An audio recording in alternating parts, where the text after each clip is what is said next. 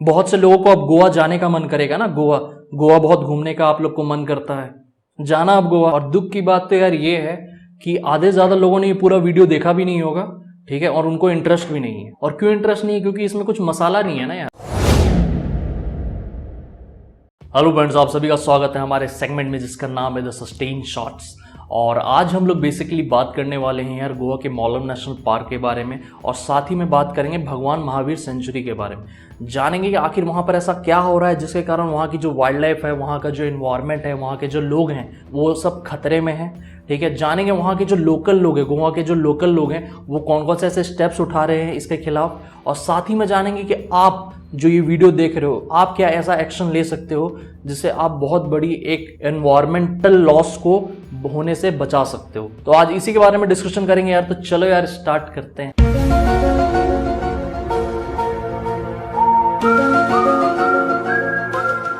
तो यहाँ पर सबसे पहला जो हमारा क्वेश्चन बनता है यार वो ये बनता है कि आखिर मौलम नेशनल पार्क या भगवान महावीर सेंचुरी का क्या इंपॉर्टेंस है। आप ये सोच रहे होगे गोवा का मौलम नेशनल पार्क और महावीर सेंचुरी के बारे में आपको कुछ पता है? बहुत से लोगों को पता होगा, बहुत से लोगों को नहीं पता होगा। जिन लोगों को नहीं पता उनको मैं ये बताना चाहूँगा कि इंडिया में 4 बायोडाइवर्सिटी है।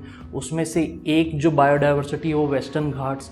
ये वेस्टर्न घाट्स के मिडिल में स्थित है ये मौलम नेशनल पार्क और भगवान महावीर सेंचुरी। ये यूनेस्को वर्ल्ड हेरिटेज साइट का भी एक पार्ट है। ये 240 स्क्वायर किलोमीटर के एरिया में फैला हुआ ये बहुत बड़ा जंगल है, बहुत बड़ा फॉरेस्ट है, जहां पर 128 species of plant, 219 species of butterflies, 235 species of birds और भी बहुत सारे इंडेंजर्ड स्पीसीज का ये घर है। और यहाँ पर मैं कुछ खास बात आपको ये भी बताना चाहूंगा कि ये जो वेस्टर्न घाट्स है ये हिमालय से भी पुरानी बायोडाइवर्सिटी है। 150 मिलियन ईयर्स ओल्ड पुरानी बायोडाइवर्सिटी का ये एक हिस्सा है। और बहुत से लोग इंडिया का जो one of the most famous waterfall है जो कि दूध सागर वाटरफॉल, आपने बहुत सारी मूवीज में भी देखा होगा, तो वो जो दूध सागर वाटरफॉल है वो इसी महावीर सेंचुरी का एक हिस्सा है, यहीं पर स्थित है। तो आखिर अब ये जानते हैं कि आखिर वहां पर ऐसा हो क्या रहा है कि जिसके कारण मैं बोल रहा हूं कि भाई जो मौलम नेशनल पार्क है और जो भगवान महावीर सेंचुरी है, वहां का जो वाइल्ड लाइफ है, वहां का जो एनवायरनमेंट है वो खतरे में है। तो यहां पर मैं आपको बताना चाहूंगा यार कि देखो 2019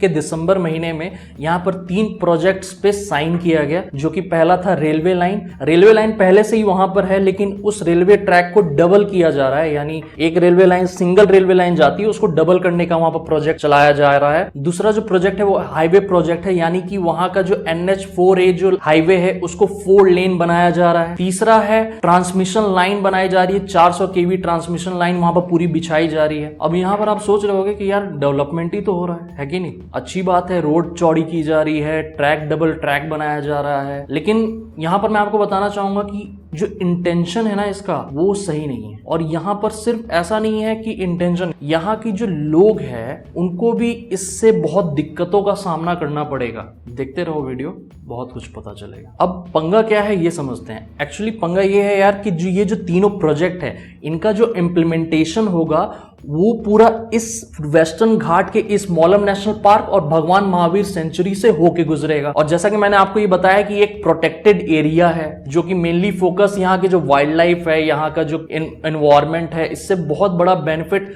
गोवा के लोगों को होता है। यानी कि बहुत बड़ी मात्रा में पेड़ काटे जाएंगे, वाइल्ड लाइफ का नुकसान होगा, कितने जीव जंतु की यहाँ पर मृत्यु होगी इसी के कारण, यानी कि फॉरेस्ट फ्रेगमेंटेशन होगा। और अचंभे की बात यार ये है कि ये जो प्रोजेक्ट का जो साइन किया गया, ये जो कॉन्ट्रैक्ट जब साइन किया गया उसमें पूरा देश लॉकडाउन में था, 2020 के लॉकडाउन में था। और यहाँ तक कि कुछ ऑफिशियल्स का ये कहना है यार कि ऐसा जब साइन किया जा रहा था ये मेमोरेंडम पे, ये कॉन्ट्रैक्ट पे, तो किसी साइंटिस्ट से, किसी भी वहां के जो वर्कर्स हैं, वहां के जो लोकल लोग हैं, उनसे ये सब चीजों के बारे में पूछा तक नहीं गया। तो आप यहाँ पर सोच रहे होगे कि आखिर ऐसा क्या हो रहा था जिसके कारण अचानक से ये साइन लेना पड़ गया, अचानक से ये इम्प्लीमेंटेशन इतनी फास्ट हो रहा है। हमारा देश तो वो है कि भैया एक कॉलेज को अगर कुछ अप्रूवल भी देना हो तो बहुत टाइम लग जाता है। तो आखिर ये ऐसा क्या प्रोजेक्ट है जिसके पीछे सरकार इतनी तेजी से, उसने कॉन्ट्रैक्ट भी साइन कर दिया, इतनी तेजी से पेड़ भी काटने लग गए। मैं यहाँ पर आपको बताना चाहूंगा वो जो ट्रांसमिशन लाइन है उसके लिए बहुत बड़ी मात्रा में पेड़ काटा भी जा चुका है भाई। और इनका जो एम है वो आपको पता है क्या है? उसके लिए 250 एकड़ तक की जो जमीन है उसके पेड़ पौधों को एक काट देंगे। 250 एकड़ की जमीन समझते हो कितना होता है? 375 फुटबॉल ग्राउंड जितना बराबर। और इतने बड़ी एरिया में जब काटा जा रहा है तो किसी भी साइंटिस्ट से, किसी भी रिसर्चर से, वहाँ के लोकल जो लोग भी आसपास रहते हैं उनसे कोई परमिशन तक नहीं ली गई है। अब यहाँ पर आप सोच रहे हो कि भैया 250 एकड़ की जमीन में कितने पेड़ पौधे होंगे? कम से कम 1 लाख पेड़। और वो 1 लाख पेड़ इतने छोटे छोटे से नहीं है, एक मैच्योर पेड़ है, उनको काटा जाएगा।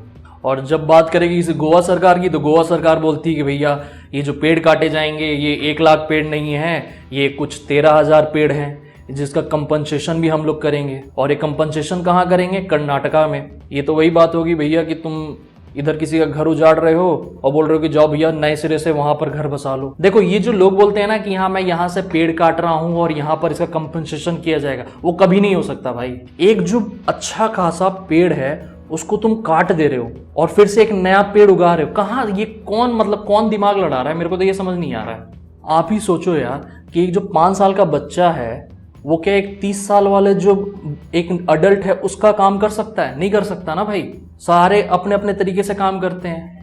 एक जो छोटा पेड़ पौधा है वो छोटे तरीके से ही काम करेगा, एक जो बड़ा पेड़ पौधा है वो बड़े तरीके से ही काम करेगा। पता नहीं यार क्या सोचते हैं, मेरे को तो समझ नहीं आता है। अभी मैं बताता हूँ आपको कि आखिर ये जो डेवलपमेंट है, सो कॉल्ड डेवलपमेंट, ये कैसे हो रहा है। तो आखिर अब आप सोच रहे हो कि जब ये इतना बड़ा लॉस तो सुदीप बता रहा है एनवायरमेंट को हो रहा है, इतना बड़ा लॉस भैया वाइल्ड लाइफ को हो रहा है, तो आखिर ये सरकार ऐसा कर क्यों रही है? क्वेश्चन बहुत इंपॉर्टेंट है। आप भी सोच रहे होगे, मैंने भी सोचा था। तो यहां पर मैं आपको बताना चाहूंगा कि ये जो प्रोजेक्ट है ये सिर्फ इसलिए बनाया जा रहा है ताकि जो गोवा के पोर्ट्स में जो कोल रखा हुआ है उसको ट्रांसफर किया जा सके कर्नाटका के पावर स्टेशंस और स्टील प्लांट में। ट्रांसपोर्टेशन इतना इंपॉर्टेंट है कि भैया इतनी बड़ी जगह पे, इतनी पुरानी जगह पे, इतनी one of the oldest biodiversity को हम लोग काट दे रहे हैं, उसको कुछ समझ नहीं रहे हैं। उनके नज़र में तो, सरकार के नज़र में तो है और कुछ मेजर कॉर्पोरेट जाइंट्स के नज़र में तो है ऐसा। और यहाँ के जो लोकल्स हैं, जो एनवायरमेंटलिस्ट हैं, उनका ये कहना है कि ये जो प्रोजेक्ट बनाया जा रहा है, एक डेवलपमेंट का, एक प्रोजेक्ट का मतलब क्या होता है कि अगर आप कोई एक प्रोजेक्ट किसी इलाके में बना रहे हो तो वहां के लोकल लोगों को कुछ फायदा होना चाहिए, उसका उनको रोजगार मिलना चाहिए। लेकिन इसका कुछ फायदा नहीं है, बल्कि इसका एनवायरमेंटल लॉस है, इसका ह्यूमन लॉस है,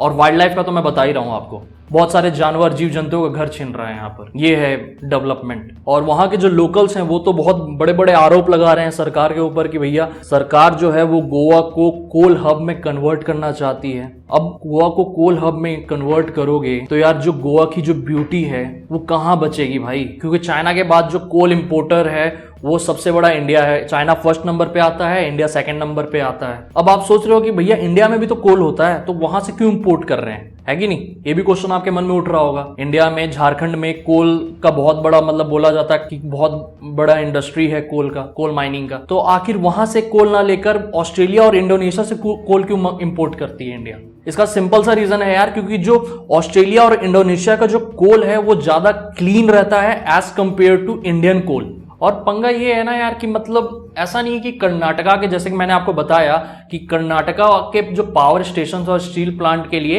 ये किया जा रहा है, और कुछ जो मेजर कॉर्पोरेट जाइंट है जिनकी आपको फोटो भी दिख रही होगी अभी, उनके लिए किया जा रहा है। ऐसा क्यों नहीं किया जा रहा है कि कर्नाटका में ही कोई पोर्ट चुन लिया जाए? एक्चुअली पंगा ये है कि कर्नाटका में एक पोर्ट है जिसका नाम है करवर पोर्ट, जो कि एक नेवल बेस है। तो नेवल बेस होने के कारण वहां पर कोई भी कमर्शियल काम नहीं हो सकता। तो इसके लिए जो गवर्नमेंट ने चुना, जो कि गोवा का मरमुगांव पोर्ट है, उसको चुन रखा है। और यहां पर ऐसा नहीं था कि ये जो पहली बार हो रहा है, कोल यहां पर से ट्रांसपोर्ट होता है, ठीक है, और वो 15 मिलियन टन ट्रांसपोर्ट किया जाता है रेलवे के थ्रू, जो कि एग्जिस्टिंग लाइन है, सिंगल रेलवे जो लाइन है उसके थ्रू किया जाता है। लेकिन अब क्या किया जा रहा है कि अब भैया ये जो रेलवे लाइन है इसको डबल किया जा रहा है, जो 4 लेन्स बनाई जा रही हैं रोड हाईवे के लिए, ताकि वहां से भी कोल को ट्रांसपोर्ट किया जा सके। ट्रांसमिशन लाइन बनाई जा रही है ताकि वो इलेक्ट्रिसिटी प्रोवाइड हो सके ट्रेन्स को। और पंगा यार ये है कि ऐसा नहीं है कि वहां के लोग प्रोटेस्ट नहीं कर रहे हैं, वहां के लोगों ने जी जान लगा दी। एक 10 साल के बच्चे से लेकर 90 साल का बूढ़ा तक वहां पर रोड पे उतर आया है, रेलवे के आगे लेट गया है, जस्ट बिकॉज कि ये पेड़ पौधे ना काटे जाएं। और मैं बहुत ही मतलब खुश हूं कि यार लोगों में अब जागरूकता आ रही है। एक 90 साल के बूढ़े बुजुर्ग में भी जागरूकता आ रही है, एक 10 साल के बच्चे तक को भी पता है कि क्लाइमेट चेंज हो रहा है और इसके खिलाफ हमें एक्शन लेना है। बहुत अच्छी बात है भाई, बहुत अच्छी बात है। तो अब जानते हैं कि आखिर ये जो पूरा प्रोजेक्ट है, जैसा कि मैंने आपको, बहुत से लोग समझ भी गए होंगे, जब इतनी बड़ी मात्रा में पेड़ काटे जाएंगे तो कुछ ना कुछ तो हानि पहुंचेगी। तो अब एकदम मेन मुद्दे पे आते हैं कि आखिर ये जो प्रोजेक्ट है ये कैसे अफेक्ट करेगा इन्वायरमेंट को और कैसे इफेक्ट करेगा वहां के लोगों को। तो यहां पर मैं आपको बताना चाहूंगा, जैसे कि मैंने आपको पहले ही बताया कि 1 लाख पेड़ पौधे काटे जाएंगे। पेड़ में बेसिकली पेड़ है जो 1 लाख पेड़ काटे जाएंगे, क्योंकि पौधों की गिनती नहीं करते हैं, वो पेड़ की गिनती होती है। तो पेड़ 1 लाख पेड़ काटे जाएंगे। अब ये सोचो कि ये जो वेस्टर्न घाट के 1 लाख पेड़ है ये कितनी बड़ी मात्रा में वहां पर जितने भी ग्रीन हाउस गैसेस हैं उसको अब्जॉर्ब करते होंगे, लेकिन नहीं, उसे काट दिया जा रहा है जस्ट फॉर डेवलपमेंट। और ये जो वेस्टर्न घाट्स के जो इन्वायरमेंट है, जो पेड़ पौधे हैं, ये बहुत बड़ा इनका कंट्रीब्यूशन रहता है वहां के रेनफॉल में, वहां के लोगों को वाटर सप्लाई में। समझ रहे हो क्या हो रहा है? पेड़ काटे जाएंगे, वाटर सप्लाई रुकेगा, गोवा में पानी की दिक्कत और बढ़ेगी। और यहां पर मैं आपको ये भी बताना चाहूंगा कि बहुत सारे जो कम्युनिटीज हैं, बहुत सारे जो लोग हैं, 700-800 फैमिलीज हैं जो इस बायोडायवर्सिटी, इस जो पार्क है, ये जो सेंचुरी है, इसके एजेस में रहती है, जो कि टोटली निर्भर है इसी फॉरेस्ट पे, इसी मौलम नेशनल पार्क के इसी एरिया पे और भगवान महावीर सेंचुरी के इस एरिया में। क्योंकि वो लोग क्या करते हैं, वो लोग छोटे लोग हैं तो जीव जंतु पालते हैं, पशुपालन करते हैं, ठीक है, चारा खिलाना, डेयरी का बिजनेस है उनका। तो जिसके कारण जब ये ऐसा होगा तो उसके कारण उनका जो बिजनेस है वो पूरा खत्म हो जाएगा, वो लोग रोड पे आ जाएंगे। एक तरफ हमारी सरकार बोलती है कि भैया हम लोग को आत्मनिर्भर बनना है, और कुछ लोग जो बेचारे आत्मनिर्भर हैं उनके पेट पे ठोकर लगेगी। अब यहां तक तो आपको समझ में आ गया कि भैया एनवायरमेंटल लॉस हो रहा है, ठीक है, लोगों के बिजनेस ठप पड़ जाएंगे इसके कारण, बहुत से लोग के जो आमदनी है वो रुक जाएगा, लेकिन एक इसका हेल्थ इफेक्ट भी है। अब चलो मान भी लिया यार कि चलो ये जो प्रोजेक्ट है इसका इम्प्लीमेंटेशन हो गया, पूरा 4 लेन रोड बन गई, डबल ट्रैकिंग हो गई, ट्रांसमिशन लाइन बन गया। अब उसके बाद पंगा ये है कि भैया ये जो पूरा जो प्रोजेक्ट बनाया जा रहा है ये क्यों किया जा रहा है? Just for coal transportation. और मैं ये आपको यहां पर साफ साफ बताना चाहता हूं कि जब कोल ट्रांसपोर्ट होता है, जब चाहे वो रेल के थ्रू हो, चाहे वो गाड़ियों के थ्रू हो, चाहे वो किसी भी माध्यम से हो, क्या होता है कि रेल ऐसा तो है नहीं बहुत धीरे धीरे चलती है, रेल फास्ट चलेगी, है कि नहीं, ट्रेन फास्ट चलती है। तो उसके कारण क्या होता है, जो कोल डस्ट है वो उस पूरे इन्वायरमेंट में फैल जाता है। और ये जो कोल डस्ट है ये कम से कम 5 से 15 किलोमीटर ट्रेवल कर सकता है। तो समझो वहां के जो लोग हैं, वहां के जो बच्चे जो रह रहे हैं, जो पहले ग्रीन इन्वायरमेंट में रह रहे थे, उनको अब कैसा इन्वायरमेंट मिलेगा। और इस कोल डस्ट के पॉल्यूशन से हार्ट डिजीज होती हैं, लंग डिजीज होती है, चाइल्ड बॉर्न विद डिसेबिलिटीज, यानी कुछ बच्चे ऐसे पैदा होते हैं जिनके मतलब वो ढंग से विकास नहीं कर पाते, उनके शरीर का कोई एक पार्ट ढंग से विकसित नहीं हो पाता है। इवन कि मैं आपको ये भी बताना चाहूंगा कि कुछ जो बड़े बड़े साइंटिस्ट हैं, लोग हैं, कितने लाखों लोगों ने सरकार को, जो हमारे जो एनवायरमेंटल मिनिस्टर हैं, उनको कितने लोगों ने पिटीशन साइन करके दिया है कि भैया यहां पर इस जो वेस्टर्न घाट में अगर आप कोई भी ऐसा एक्शन लोगे तो उसका पूरा जो नुकसान है वो पूरे उस एरिया में, जितने एरिया में वेस्टर्न घाट्स फैले हुए हैं, उस कुप्पे पड़ेगा। और ये आज के टाइम पे आप देखते भी हो कि जब वहां पर वेस्टर्न घाट्स के एरिया में जब रेनफॉल होती है तो कितनी मुश्किल में पड़ जाते हैं कुछ स्टेट्स, कितने लोगों को जान गंवाना पड़ता है। केरला में आप देखते ही हो हमेशा बाढ़ आता रहता है इसके कारण, लेकिन तब भी लोगों को समझ नहीं है। वही बात है यार, सरकार ही इसको लाइटली लेगी तो लोग कहां से समझेंगे। और ये जो हमारी जो गवर्नमेंट है और हमारे जो कुछ कॉर्पोरेट जाइंट है जिनके लिए किया जा रहा है, ये बोलते हैं इसे डेवलपमेंट, जिसमें लोगों का नुकसान हो रहा है, जिसमें वाइल्ड लाइफ लॉस हुआ, जिसके कारण हमारा एनवायरनमेंट खराब हो रहा है, और इसे डेवलपमेंट का नाम दिया जा रहा है। तो अगर ये डेवलपमेंट का नाम दिया जा रहा है तो इससे पहले जो हम वहां के जो चीफ मिनिस्टर थे गोवा के, मनोहर पर्रिकर सर, उन्होंने क्यों मना कर दिया था कि ये प्रोजेक्ट्स इंप्लीमेंट नहीं होंगे यहाँ पर? पता नहीं यार क्या चाहते हो यार। और अभी मैं बात करूं करंट सिचुएशन की, तो ministry of environment, forest and climate change ने अप्रूवल दे दिया है कि भैया जाओ अब काटो, 140 एकड़ की जितने भी पेड़ पौधे हैं सबको काट डालो, डेवलपमेंट करना है हमें। और ये जो डेवलपमेंट हो रहा है ये double tracking of railway line के लिए हो रहा है। क्या एक सिंगल रेलवे ट्रैक पे क्या कोयला नहीं जा सक रहा था? कोयला तो पहले भी जा रहा था, 15 मिलियन टन जा रहे थे। क्या होता कि अगर थोड़ा धीरे धीरे प्रोजेक्ट्स, अगर कुछ इन जो कॉर्पोरेट है, ये जो कंपनीज हैं, इनके कुछ प्रोजेक्ट्स अगर थोड़े धीरे ही चल लेते तो बहुत से लोगों को अब गोवा जाने का मन करेगा ना। गोवा बहुत घूमने का आप लोग को मन करता है, जाना अब गोवा, मतलब एक अच्छे खासे जगह को बर्बाद करने के बाद फिर वहां पर सोचा जाएगा अरे भाई हम लोग ऐसा क्या करें कि यहाँ के जो इन्वायरमेंट है उसको बचा सकें। जिस स्टेट में पॉल्यूशन इतना फैला हुआ है वहां पर तो हम लोग कुछ कर नहीं पा रहे हैं, और जो एक स्वच्छ इन्वायरमेंट है, जहाँ का एक फुलफिल अच्छा सा इन्वायरमेंट बना हुआ है, उसको खराब करके फिर वहां पर दिमाग लड़ाया जाएगा। और दुख की बात तो यार ये है कि आधे ज़्यादा लोगों ने ये पूरा वीडियो देखा भी नहीं होगा, ठीक है, और उनको इंटरेस्ट भी नहीं है। और क्यों इंटरेस्ट नहीं है? क्योंकि इसमें कुछ मसाला नहीं है ना यार। आजकल हमारे को बहुत आदत हो गया, हम लोग ऐसे ऐसे न्यूज़ चैनल में देखते हैं, न्यूज़ चैनल क्योंकि ये सब टॉपिक्स को कवर भी नहीं करता है, नहीं करेगा वो कवर। अभी भी टाइम है, थोड़ा रिसर्च करो, थोड़ा जानो। इस वीडियो के नीचे 2 लिंक दिए हैं, उन दोनों पिटीशनों को साइन करो और ज़्यादा से ज़्यादा लोगों तक इस वीडियो को शेयर करो।